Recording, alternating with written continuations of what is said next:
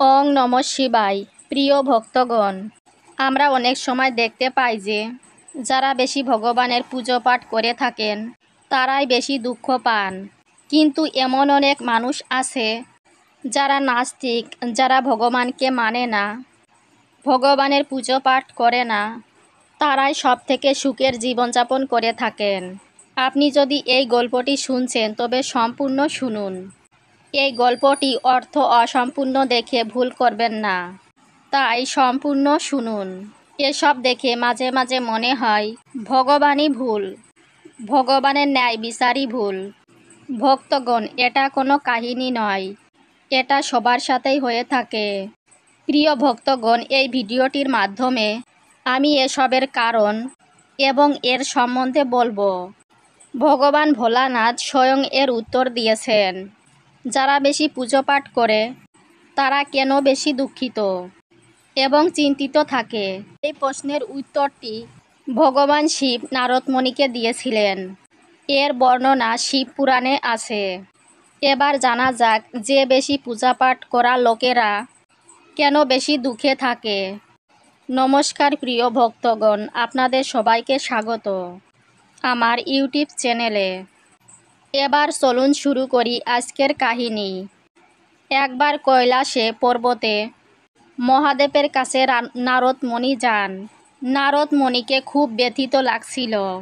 ভগবান শিব তার কারণ জানতে চাইলেন। তখন নারদমণি উনাকে প্রণাম করার পর বললেন, হে প্রভু, হে নাথের নাথ, হে ভোলানাথ, হে দেবাদিদেব, আমার মনে একটি প্রশ্ন চলছে। কৃপা করে আমাকে এই প্রশ্নটির উত্তর বলে দিন। হে প্রভু, হে ভোলানাথ, যারা বেশি পুজো পাঠ করে তারা বেশি কেন দুঃখিত এবং বেশি কেন চিন্তিত থাকে? এটার পেছনের কারণ কি? কিন্তু যারা ভগবানের নাম নেয় না, ভগবানকে স্মরণ করে না, ভগবানের পুজো পাঠ করে না, তাদের মনে একটুকু ভগবানের প্রতি ভক্তিও নেই এবং যারা জীবনে অনেক ভুল কাজ করেন তারাই সব থেকে সুখী। এমনটা কেন হে ভগবান? আমাকে এর পেছনের কারণ বোঝানোর প্রয়াস করুন। তখন ভগবান শিব বললেন, হে নারদমণি, আমি যেটা বলতে যাচ্ছি ওটা আপনি খুব মনোযোগ সহকারে শুনুন। কেন যারা বেশি পুজো পাঠ করে তারাই বেশি দুঃখিত হয়? হে নারদমণি, আমি এটা আপনাকে একটি কাহিনীর মাধ্যমে বোঝাচ্ছি, তাই খুব মন দিয়ে শুনুন। একটি গুরুর দুটো শিষ্য ছিল। দুজনেই খুব বিদ্যমান ছিলেন। দুজনের মধ্যেই একটাই পার্থক্য ছিল যে একজন ভগবানকে মানত আর একজন ভগবানকে মানত না। নাস্তিক ছিল। একজন এমন ছিল যে যেখানেই ভগবানের পুজো পাঠ হচ্ছে, ভগবানের আরতি হচ্ছে, ভগবানের নাম সঙ্গীত হচ্ছে, সেখানেই সে দৌড়ে দৌড়ে চলে যায় এবং ভগবানের পূজা পাঠ করতে লাগেন। আর অন্য শিষ্যটি এইসব থেকে অনেক দূরে থাকতেন। উনি মদ্যপান করতেন এবং বাজে মেয়েদের সাথে যেতেন তথা সব রকমের বাজে অভ্যাস শিষ্যটির মধ্যে ছিল। একদিন এমন হলো যে ওই শিষ্য মদ্যপান করে আজে বাজে কথা বলতে বলতে নিজের পথে হেঁটে বাড়ি যাচ্ছিলেন। হঠাৎ করে একটি টাকা পয়সা ভরা একটি ব্যাগ পেয়ে গেল। তার খুশির কোনো ঠিক ঠিকানাই ছিল না। সে জোরে জোরে চিৎকার করে সবাইকে বলতে লাগলো, আজ আমি টাকা পয়সা ভরা ব্যাগ পেয়েছি, আমার জীবন সফল হয়ে গেল, এই টাকা দিয়ে জীবনের প্রয়োজনীয়তা পূরণ করব। অন্যদিকে আর এক শিষ্য ভগবানের ভজন গাইতে গাইতে বাড়ি যাচ্ছিল। হঠাৎ করে তার পায়ে একটা বড় পেরেক বিঁধে যায়, রক্ত বেরোতে থাকে। ঠিক ওই সময় অন্য শিষ্যটি তার কাছে পৌঁছে যায় আর হেসে বলল, তুমি তো সে যে ভগবানের বেশি পুজো করো, ভগবানের ভজন করো। ভগবান তোমাকে কি দিয়েছে? দেখো, আমি কোনোদিন মন্দির যাইনি, কোনোদিনও কোনো ভালো কাজ করিনি, আমার ঘরে ভগবানের মন্দিরও নেই, আমার ঘরে কোনোদিন সত্যনারায়ণের পাঠও হয়নি, আমি কোনোদিনও ভগবান ভোলানাথের পুজোও করিনি, কোনোদিনও ভগবানের কাছে মাথা ঠেকাইনি।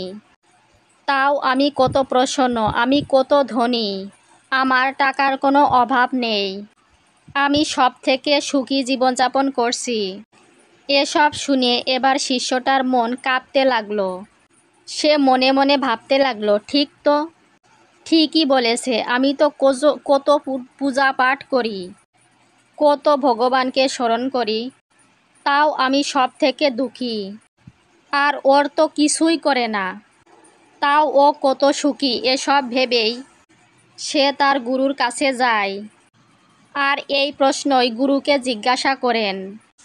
আর গুরু হেসে বললেন, ভগবান যা করে ভালোর জন্যই করে, যার যেমন যোগ্যতা সে তেমনই ফল পায়। তুমি জানো ভগবান তোমার পায়ে পেরেক কেন বিঁধল এবং তাকে ব্যাগ ভর্তি টাকা কেন দিল? তুমি আগের জন্মে অনেক পাপ করেছিলে, তাই তোমার আজকের মৃত্যু হওয়ার কথা ছিল, কিন্তু তুমি আজকে বেঁচে গেলে কারণ তুমি মন্দিরে গিয়েছিলে, ভগবানের পুজো পাঠ করেছিলে। এটাই কারণ যার ফলে তুমি এখনও বেঁচে আছো এবং তোমার পায়ে শুধু একটা পেরেক বিঁধছে। এবার তোমার মিত্রের কথা শোনো। পূর্বজন্মে ও একজন মহান মহাপুরুষ ছিলেন, ও একজন ঋষি ছিল, এই জন্য ওর আজকের ভাগ্য বদলানো ছিল, কোটি টাকার সম্পত্তির মালিক হওয়ার ছিল, কিন্তু এ জন্মে কোনো ভালো কাজ করেননি, তাই পূর্বজন্মের ফল হিসাবে ও এত পয়সা পেয়েছে। যখন তিনি কোটি টাকার মালিক হতে চলেছেন, কিন্তু সে তার এই জন্মের কর্মের ফলে তা পেল না। হে শিষ্য, ভগবানকে দোষ দেওয়া ছাড়ো, নিজের বর্তমানকে ভালো কাজে ব্যবহার করো, জীবন আপনা আপনি উন্নতি হবে। এরপর ভগবান শিব নারদমণিকে বললেন, পাপী মানুষ তার পূর্বজন্মের ফল এই জন্মেই ভোগ করে, তাই সে অসুখী থাকে, কিন্তু মানুষের এটা বলা উচিত নয়। সে যদি এই জন্মে পাপ করে তাহলে সে পরের জন্মে অবশ্যই অত্যন্ত দুঃখ কষ্ট ভোগ করবে। তাই এজন্য প্রতিটি মানুষেরই উচিত ভগবানকে ভক্তি করা, তাকে কখনোই হতাশ, চিন্তিত, বিস্মৃত হওয়া উচিত নয়। ভগবান যা করেন মঙ্গলের জন্য ও ভালোর জন্যই করেন, এজন্য ধৈর্য সহকারে মানুষকে নিজের জীবনযাপন করা উচিত। সবসময় সৎ পথে থেকে ভগবানের পুজো অর্চনা করা উচিত, সৎ কর্ম করা উচিত, যার ফলে সে পরের জন্মে ভালো ফল পাবে এবং সে সুখ শান্তি সমৃদ্ধে ভরে উঠবে।